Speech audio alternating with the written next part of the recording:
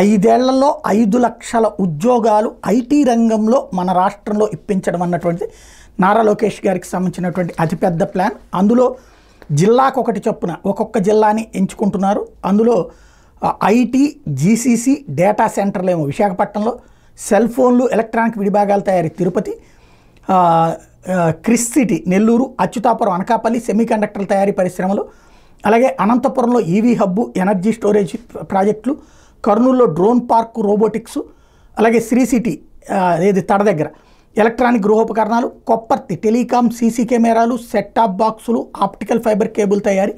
ఇవి వీటి ద్వారా 5 లక్షల మందికి ఉపాధి అవకాశాలు కల్పించాలన్నటువంటి నిర్ణయం. ఆల్రెడీ ఇవన్నీ రన్నింగ్లో ఉన్నాయి. ఇంకా కొత్తగా కంపెనీలను ప్రోత్సహించి కొత్త ఐటీ పాలసీ ద్వారా కృత్రిమ మేధ, డ్రోన్ విధానాలను రూపకల్పన చేసి భారీ ఎత్తున ఉద్యోగ అవకాశాలు కల్పించాలన్న లక్ష్యాన్ని పెట్టుకున్నారు.